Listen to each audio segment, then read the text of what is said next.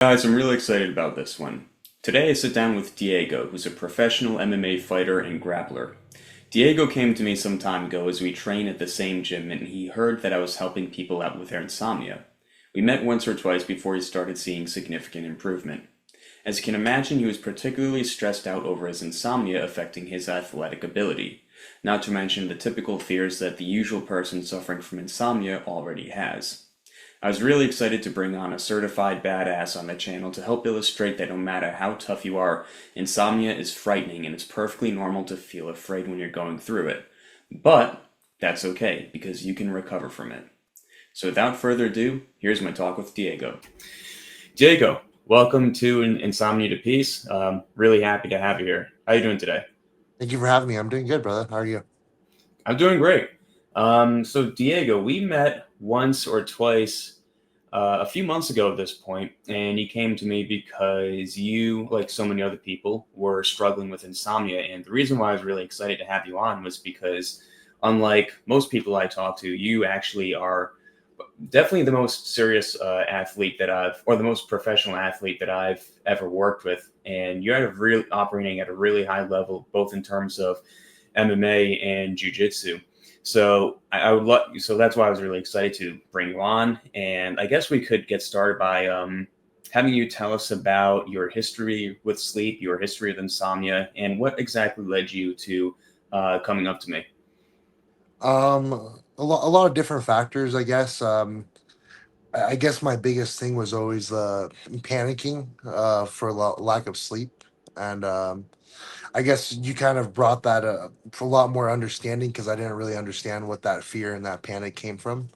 Because my head would just spiral out of control, and then next thing I know, I have anxiety over work or any type of professional athletic event that I would have going on. I would just end up stressing out about that. And then I would stress out about the lack of sleep from stressing out about that. Yeah. And it just became a whole mix of things. And it was just a consistent cycle of consistently more than half the week of me getting 3, 4 hours of sleep and then just absolutely being horrified of going into work or training the next following day. Yeah, and it's sort of kind of feedbacks. There's a sort of a feedback that happens where you become afraid of feeling fear because you know, oh, if I feel fear, then that means I'm not going to feel nice and relaxed when I go to bed tonight. So you start to almost become afraid of your own emotions in a sense, or at least that was the case for me when I was going through insomnia. And that's usually the case for my clients. Is that fair to say that was similar to, for you too? 100%. Yes, I would agree with that. Yeah. And so this was something that you've had for, if you already said this, I apologize, but this was something that you struggled with for your whole life, or do you remember when it started for you? Um, I probably started a good decade ago, kind of going Okay. into this scene. Um, but I mean, other cases have made it severely worse. I don't know if I remember telling you. I think at one point I was running nightclubs, and my sleep Hmm. just it became horrible. Just I terrible after that. So my sleep has been consistently terrible for 4 or 5 years now. I'm curious, what do you think? Because a lot of people run nightclubs and they sleep more or less just fine, or at least they sleep better than somebody who's suffering from insomnia. I have a feeling, and maybe you could share your thoughts on this, that a lot of the difficulty from your sleep came more so from the poor relationship that you developed towards sleep and insomnia versus the actual uh, irregular hours that you would go to bed. Maybe you go to bed at like 4 or 5 in the morning or something like that. What do you think about that?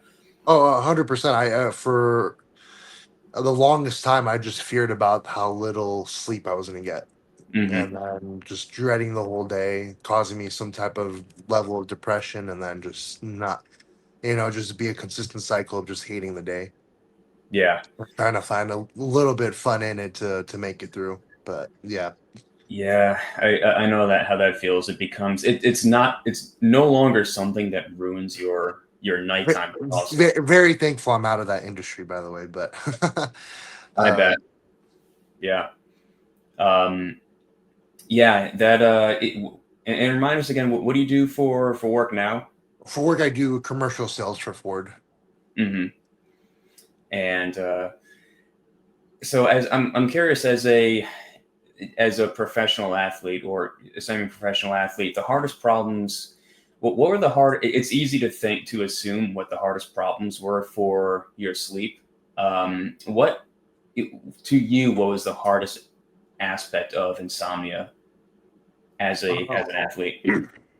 I mean, a little bit of both, right? I still want to make a certain type of income, so I'm trying to juggle both. So just kind of that stress of trying to juggle a full time job and trying to train as much as possible to do events, and then that stress kind of builds up. And reverting back to it, insomnia is more of something that you helped me with, and realize insomnia is more of a fear of something over an actual the actual little sleep, and that was I had a hard time understanding that. Yeah, that's one of those things that it's really hard for people to realize on their own. But as soon as you hear it explained to you in that way, it kind of it's kind of like this eureka moment, like, oh yeah, no wonder, no, that's how it was. I mean, at least that's how it was for me. Uh-huh. No, yeah. So as soon as that started clicking, it just it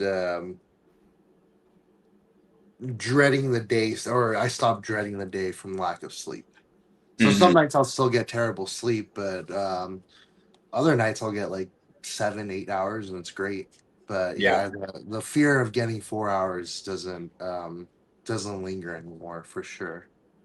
that's amazing. Yeah, that is really the more important part, is repairing your relationship with the sleep and working on the fear itself, because obviously, the sleep is the real objective that we want, but getting the sleep, getting the relationship and the fear managed is the prerequisite to getting the good quality, consistent sleep that we had. Once you start to repair the relationship with sleep, that's when, at a certain point, the good sleep that we want starts to come back to us a little bit more and more. Because you're getting the sleep, that sort of reinforces the idea that that also helps with the fear. It becomes this positive feedback loop where it's like, oh, where you learn that you don't have to fear this thing nearly as much as you did beforehand.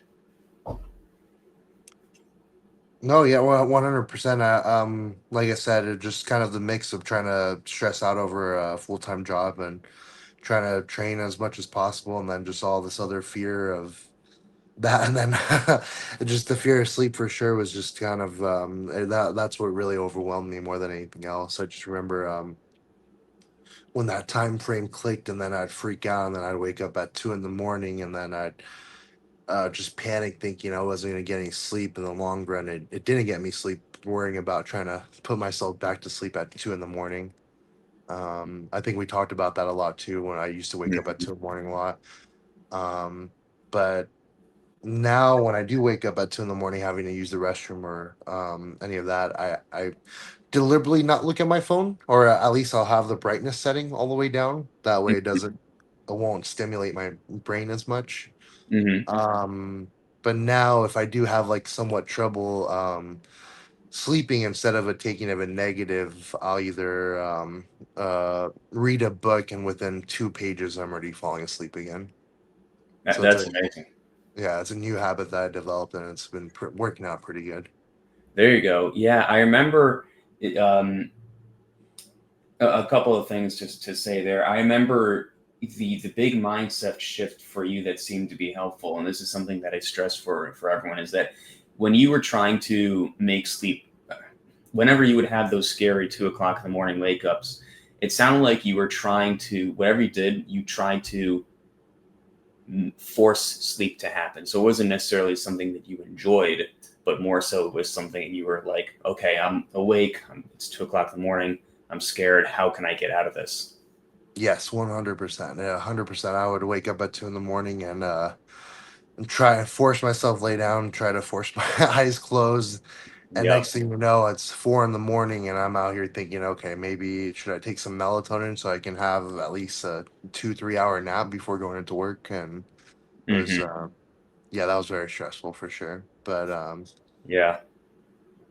No, yeah, that healthy habit that you kind of showed me, it's pretty working out pretty good, and I make myself tired concentrating on whatever I'm reading. There you go. Yeah. And it's as long as you're in, I'm curious, is it something that you necessarily enjoy reading? Because that's always something that I like to encourage my clients to do is because it's very common for insomnia coaches to recommend, oh, like, watch a movie or a show or read a favorite book or whatever. And people think, oh, if I have to read this thing in order to make sleep happen. But the idea is like, those are just examples. Like, just read whatever it is that you feel like there's no wrong answer. It's genuinely whatever it is that seems fun to you, Mhm. and that something that's the mindset set that you've adopted as well. 100%, 100%. It's something I do enjoy reading, and then within a few minutes, I'm already sleepy. So, That's so perfect. That's great. I'm curious. Do you know if there's I mean, I won't drop names, but in our sessions, we were talking about some of your training partners, and you dropped some really big names that in the UFC or grappling world, and I'm curious, is sleep something that seems to be a common issue for other professional fighters? um, I believe so. Like, I'm good friends with Dominic Reyes. He's fighting on the 28th. I know I have discussed with them sometimes, like a month before a fight, a big fight, especially. That kind of those cases can cause them to not want to sleep. But a big thing about him as well, just something that's changed up. This is like off topic, but this is kind of going to Mhm. religion. He's a big Christian believer, and he likes to kind of boast about that too. And what I'm reading too is the Bible every time I wake up. But yeah, just his faith is incredible, and it just seems like it's gotten better. Before I used to stress out a lot, but it's definitely a lot better now. Oh, good. So he's found comfort in more in spirituality for Yeah, his yeah. upcoming fights and whatever. Yeah, Mhm. I can see that. Is that something? I'm curious. Is that something that he necessarily struggle with sleep, or is this just like a big issue? Is this more like just did he use that as a way to get to try to make sleep happen, or is it just more for comfort for him? Um, I think more comfort for him, but also I remember kind of watching him from back when he fought Chris Weidman up to his current fight, and um definitely I think it was more suffering from like after he lost to John Jones, and then he kind of lost those 2-3 fights in a row. I remember training with him, and he kind of stressed out. So I think the same idea. He's on a 3-fight win streak right now, and from my point of view, he seems really level headed. He feels great, and I'm really excited for him. But I think any of us, when we get into those really stressful moments, we start just adding all our fears together. Yeah, yeah, Yeah. I could see that. That makes sense. I that those and that's going to be common in any sort of athletic field, especially the higher level it is, the more stakes are involved. You have more eyeballs, and you like to your point, you're trying to get sponsorships, whatever. So there's all that additional pressure. But the reason why I'm particularly interested in MMA fighters for insomnia is not only do I have some cursory experience. Obviously, uh, I'm not at the level that you're at, but that was the same sort of I had the same sort of insomnia pressures before I would do some local grappling tournament or whatever. So for professionals, I can imagine it's only 10 times worse. And beyond that, there you have the added pressure of maybe not this wouldn't happen for a grappling match, but for an MMA fight, if you feel like you're not going to do well because you didn't get sleep beforehand, there's that added pressure because if you lose, you could seriously get some damage done to your body. Mhm. It's not like it's you if you lose a baseball game oh well, but if you lose this, not only do you lose the game, but there's a chance that you could get You really get injured. seriously hurt 100%. Yeah, so that's something I try to make the ultimate litmus test for a lot of people. It's like, because I think that out of a lot of people, out of it's probably the career, one of the more stressful careers that you can have, in terms of giving yourself pressure to feel sleep on a certain designated day. It's probably right up there, along with, obviously somebody who's like a surgeon or a lawyer would have responsibilities as well, and they feel pressure, like I have to perform well to save this person's life or whatever. But there's the other side of the coin, where somebody like you is like, I have to do well, or else I could get seriously hurt, and it might actually set my career. Well, it could significantly set my career back. So Mhm. that's why I'm really interested in showing to people that if somebody like you could overcome it despite those pressures, then other people certainly could too. Yeah, no, I'm definitely excited. I feel like since my sleep has gone better and my just overall awareness of it has gone better, I'm definitely excited when I'm healed up to see how I'm gonna perform for my next fight in terms of sleep and everything. But yeah, I just gotta get healed up. Yeah, I'm all torn apart. yeah, and that's just another added pressure for us to give ourselves, like, hey, if my meniscus is messed up, then I the one thing that every physical therapist and doctor stresses to me, that I have to get sleep, and because that's the only thing that's going to be able to heal my body up. So it's just yet another source of pressure that unfortunately just is placed upon us as people who are suffering from insomnia. And but I also wanted to make it clear that despite all those pressures, we can recover to a point of where we were before those sort of struggles started to happen to us. I do want to bring something up too that helped me a lot. That I think the biggest thing that really started helping my sleep is just kind of the realization of I don't I think the word I can't bring the word but kind of the phrase a little bit, it is what it is, a little bit, but it's like a more positive way to say it too. I'm not sure which angle I want to go about that, but yeah, when a big thing is if I were to get 3 or 4 hours of sleep, how excuse my French, but how shitty of a day I would have, and then just cause me to have bad performance at work, would cause Mhm. my mental state where, man, I don't even want to go train at all, just from how tired I am. Or, Mhm. and it wasn't even the tiredness; it was just my mind telling me, "Oh, you got 3 hours of sleep. That technically means you're not going to perform well." And then just kind of changing it up in like a more positive way. Like it is what it is. I got 3 hours of sleep. I just gotta make the best of the day, and when I get home, I can just knock out extremely fast. And that's definitely just helped my overall daily life, whether I do get terrible sleep or not. No, I think that first of all, I like that you say I like your French there when you say specifically.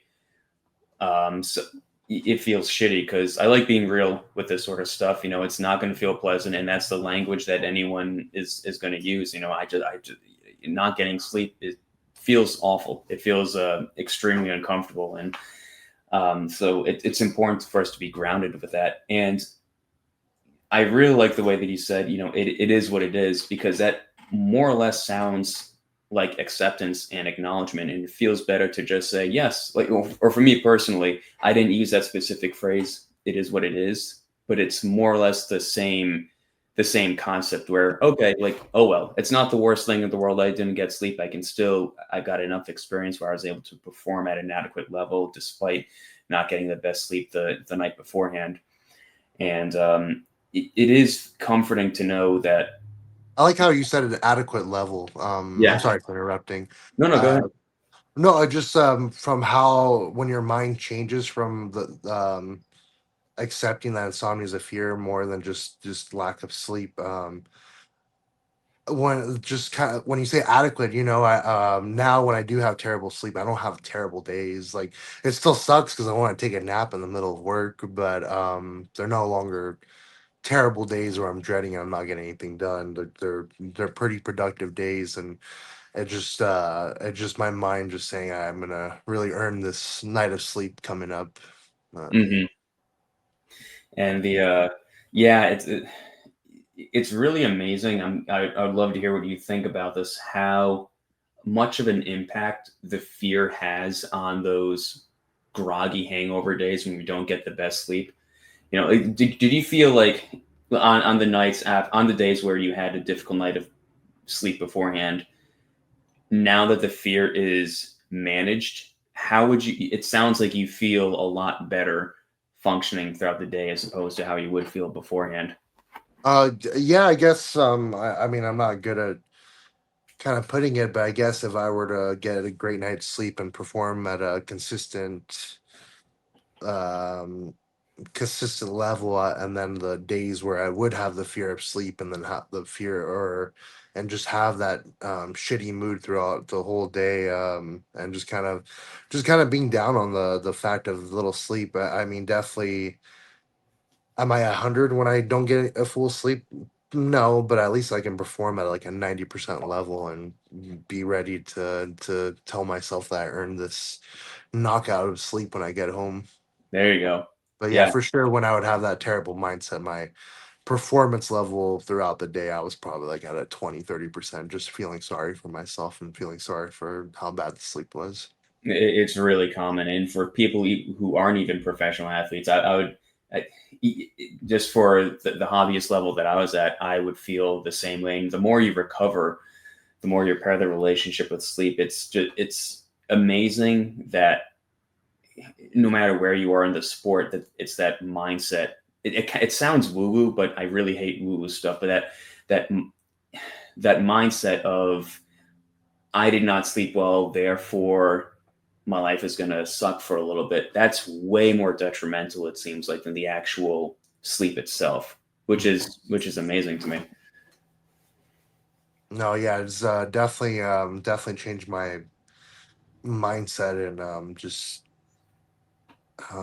it's definitely been more of a, like I said, I'm not great with words, but it's definitely been definitely more of a positive when I'm not when I only get a certain hours of sleep. But it's I just comforting that I can still get all my work done. I can still get everything done, just as long as I change that mindset of um yeah, I wish I was better, but like I said, change the mindset of having that fear of insomnia to just, oh well, I got 2-3 hours of sleep. It is what Yeah, it is. no, I think that you're explaining it just well. That's how you're explaining it now is more or less exactly how everyone else that I work with, how they explain it as well. And it's just, I think that just speaks to how uh, common and universal that sort of struggle really is. Um, I'm curious if you had any other additional insights, or if there's anything else that you might have Oh, learned. yeah, of course. I think I told you prior. I did use melatonin, and I did on occasion would use ambient. Hmm. That's kind of ceased up for the most part. The only time I'll consider taking something now is if I go out of my way and decide to have a fun night and I threw off my sleep schedule, and I'm still that'd probably be if I threw it off like 2 nights in a row, I'll probably still take like some type of medication just to get me back in rhythm. But Hmm. besides that, I try to stay away from stuff like that. And I've been on a consistent schedule too in terms of once I wake up at 5. I think I told you prior I would try and sleep for another hour and a half, thinking it would happen. Hmm. Never happens. I'm just doing nothing, laying in bed, hoping I can get my eyes shut for another hour and a half. Yeah. But now when I go wake up at 5, I'll just try and get something done, whether go work out or um just anything productive. And I've noticed, because I think we talked about this prior as well, where, and I was guilty of it too, where once we get home we feel like we deserve a certain amount of time to ourselves, and we try Hmm. and give that our time before we can go to bed.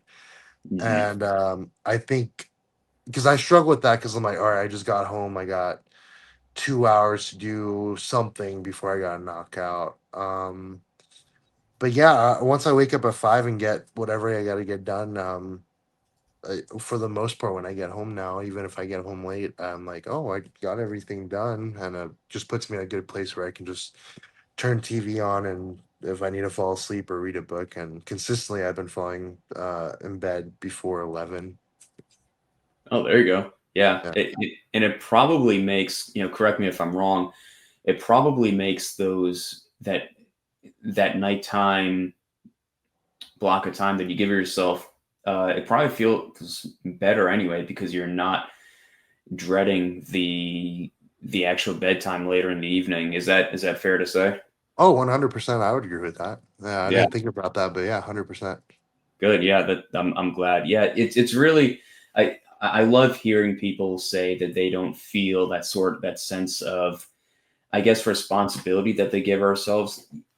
When I talk to people who are really in the thick of the struggle, they'll say, "Oh man, I have to sleep. I need to sleep." They're talking about it almost like it's a job, that it's Yeah. something like I need to do this because, yeah, it's like, and people who sleep fine don't think about sleep that way at all. But to hear you go back to that, yeah, I'm gonna go and do things that I enjoy at night, and you don't have that burden of responsibility towards bedtime anymore. It sounds like.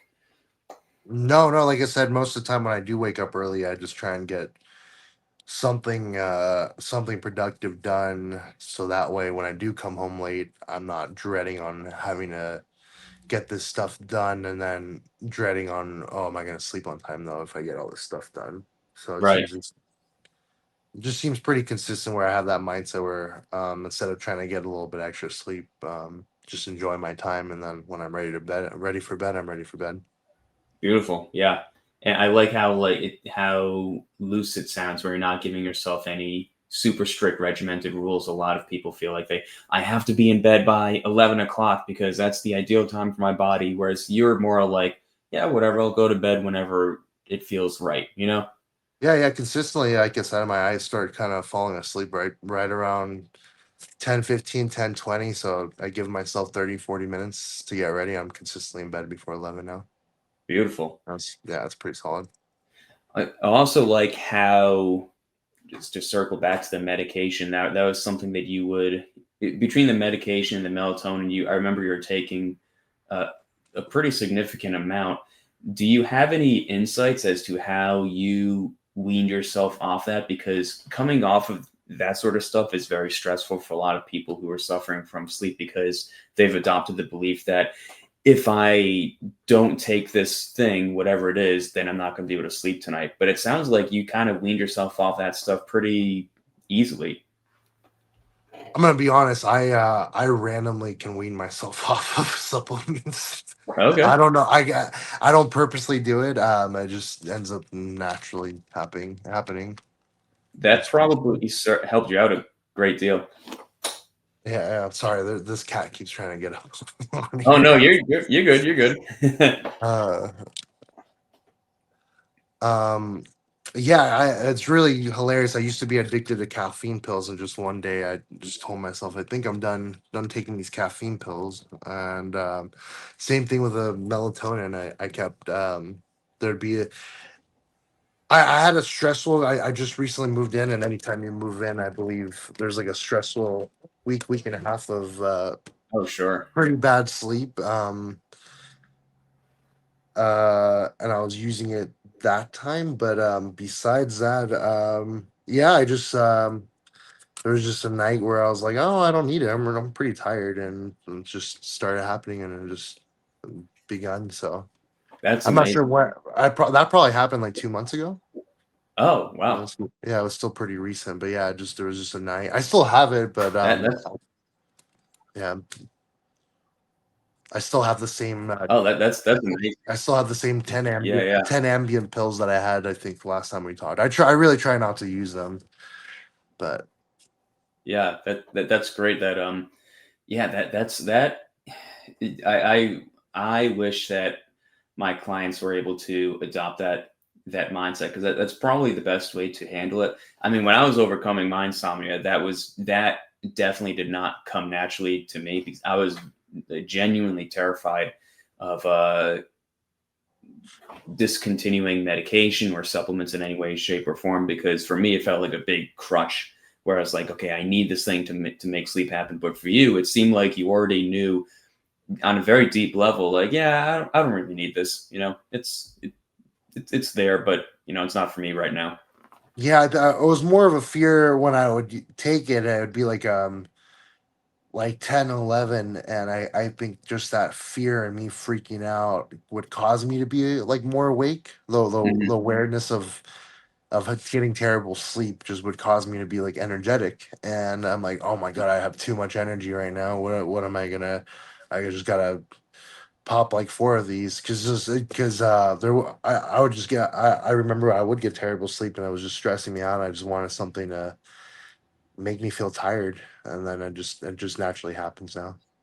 Yeah, that's yeah, that's crazy. That and to be honest, that probably was more so a a placebo effect, or technically we call it a delegation effect, where what happens is you feel uncomfortable during the night, you feel that sort of anxiety, and then you pop a pill, whatever the pill is, whether it's a supplement or whatever, and you start to feel sleepy. It's usually what happens is that we've offloaded our responsibilities of making sleep happen onto this pill. So we think of like, oh, it's like the equivalent thing of like psychologically speaking of pushing a button and it solves the problem. Whereas it really wasn't any sort of like biological or chemical thing that happened in your body. It was more so a psychological thing of, okay, I did this thing. Now I can make sleep happen. But long term, they can tend to be a little tricky because when that fails people, that starts to really stress them out because they think that, oh, my one crutch that it used is now failing me, and now I have no way of being able to fall asleep, which is not true, but it feels very real to them. But the fact that you didn't have that fear or concern is served you very well, I think. Yeah, it's pretty funny.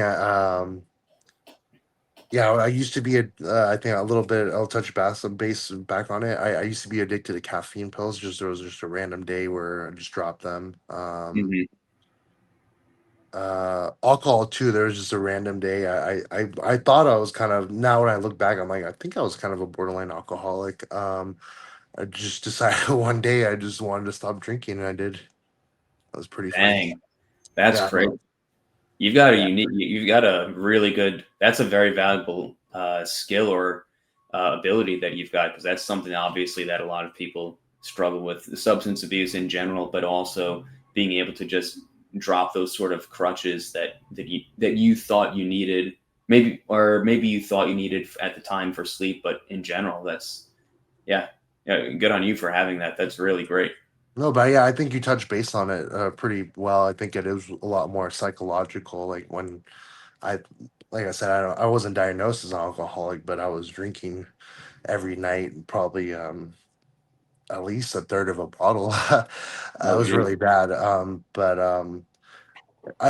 yeah, I think you hit the nail, hit the hammer on the nail there, where you said it was all psychological. I think a lot of it is just telling our bodies or our minds that we need it, and then it just becomes something that we do need to use a crutch on. And but no, yeah, I'm not against using those tools when I feel like I do need it, but Hmm. yeah, I as of right now, I don't need it. Yeah, it's really funny. It's really easy for people who watch my content to think that I necessarily am against supplements or medication or anything like that. It's not so much that, it's more so it only really becomes a problem when we feel like we need those things in order to make sleep happen. Because there are plenty of people who, take magnesium before going to bed, but they've never had any issues sleeping. So the problem isn't the supplement or the thing that they're taking, it's more so their relationship with it. And a lot of people are taking these substances, like, so for example, let's say Ambien or whatever, which has a lot of potential negative side effects. A lot of people are uncomfortable taking this thing that they think that they need for sleep, but they're really afraid about like long-term effects and all that sort of stuff. So it's they're taking this thing that's coming at an expense to the quality of their lives. They don't feel comfortable taking it. So that's in those sort of situations. That's when it's not really helpful to make sleep happen, because again, we're incurring this cost just to make sleep happen, which isn't really indicative of a healthy relationship with sleep. It's good to know. Yeah, I guess the more important thing, just to wrap it up, is just to have that healthier relationship with those supplements and know that you don't necessarily need them. I remember there's this one client I don't think I worked with this client directly. Let me go back. There's this one client that a colleague of mine was working with, who would, as she was weaning off of this medication, would get to the point, because she was lowering the dose every night, she would lick the drug before going to bed, and that was all that she would needed. How our brains can play tricks on us, huh? Yeah, yeah, and this person knew, like, they knew on a logical level, like, this isn't really doing anything to my body, but it feels good to me. So, you know, to each their own, I guess. No, yeah. Well, now that you said that, there is a couple nights where I'll just look at the melatonin and just eye it for a couple a couple of minutes, just thinking about it. I'm like, do I need it? But yeah, just but that's pretty funny. No, I 100% understand that. That's so funny. Yeah, I've never heard of the. I might steal that what you just said with the just taking an eye at the melatonin. And is it more so you're looking at it to um I think habit, calm just kind down? of out of habit thinking. I've always needed it for so long, Yeah, so it's more like it's on my drawer, and I'll kind of look at it for a few seconds. I'm like, nah, I don't need it tonight. I don't think I need it, and then I'll just fall asleep. So I yeah. don't know. I don't know if that has some type of connection or not, but yeah, that's pretty funny. It probably does, but I wouldn't be surprised for you to eventually, for that sort of behavior to fade out more and more on your own. You'll get to a point where, let's say, like a year from now, you'll say, "Yeah, I don't need this." You'll just know you've had too many good nights of sleep without taking melatonin, that you'll know inherently that you don't need that to open up that bottle. It's just not a requirement that your body needs. Yeah, yeah, it is funny. Oh, you just made me realize something that kind of cracks me up a little bit. It's still on my nightstand. It's still there every night, but that is pretty funny. I wonder if there's a psychological thing of having it there that probably puts my mind at peace or something. Absolutely. Yeah. That wouldn't have surprised me for a second. I mean, there's a good amount of time I did something similar with, I used to take trazodone. And even though I was at a point where I wasn't taking it for half a year, I still didn't throw it away. I just kept it in my Yeah, bedroom. for like Yeah. an emergency purpose, right? It, yeah. That's Or more so, not so much for like on an emergency basis. I guess maybe that's what I told myself at the time, but more so, it was just safety nice net. to know it was there. Yeah. Okay. Yeah, yeah. Just Yeah. it was nice to know that I had that in my back pocket if I ever really. Mm, I don't know, because I that you kind of stumped me there. I don't know if I, because I wasn't planning on because on one hand I told myself I'm not going to take this again, but also just the fact that it existed in my house and I could take it on a And moment's it notice. was available for you, you Yeah, know. I guess. Yeah. Huh. I don't. I guess I never really mapped out my full intention for that. All I knew is that it was scary to throw it away. You know. Yeah, I wonder how my mind would work if I did throw away my the rest of my melatonin. That's something I'll keep you in touch with. I'll one of these days I'll throw it away and see if I can get still consistent good sleep without it. Yeah. That's pretty funny. That is funny. I'm sure you will. Uh, Usually, what happens when people throw aside their crutch, maybe they'll have like a night or two of bad sleep, only because it triggers our fears to a good uh-huh. amount, a good amount. But then it's just a speed bump. It's something, we've had too much successful sleep at that by that point to know that it's like we know too much in the good direction. Okay. We don't need this sort of thing to make sleep happen. It's fine if it's not available. I guess That's that's my.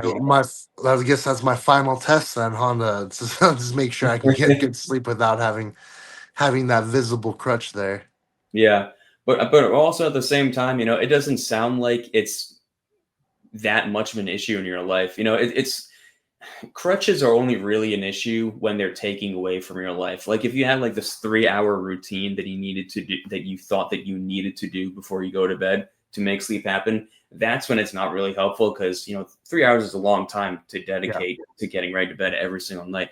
But if it's as simple as melatonin is just on your nightstand, who cares? It's not so much of a big deal. It doesn't sound like it's a huge obstacle to your life. No, no, but yeah, just the observation of that, it was pretty funny. Yeah, yeah. Um, I'm curious if you had any other, before we wrap things up, if you had any other insights or anything else that was curious to you when you were over in your journey to overcome insomnia. um, just more of the like the kind of the mental change up, and you kind of helped me realize that, and a lot of your videos have good information on that too. um just kind of change up my mentality, and it's been helping me quite a bit. It's no longer the worst thing in the world that's happening tomorrow. It's now, it is what it is. Let's get through Hmm. it, and then and then there's gonna be a good day that happens, and you're gonna get 7 8 hours of sleep eventually. So Yes, definitely just the mindset change up. Now it's just no longer fearing not sleeping is great. perfect, beautiful, very well said. Yeah, yeah, I couldn't agree more. And that's more or less the struggle. That's more or less the key insight that I think really separates us all us all from overcoming. That's what we all need in order to overcome insomnia, if it ever happens to us. But yeah, thanks again for taking the time to hop on the channel. Super helpful, and I always like getting these success stories from people that have helped personally, especially somebody who has a unique life, such as a professional MMA artist, like or a grappling artist, such as yourself. No, thank you, brother. Thank you for having me. This was a lot of fun. It was cool to share what you've helped me with.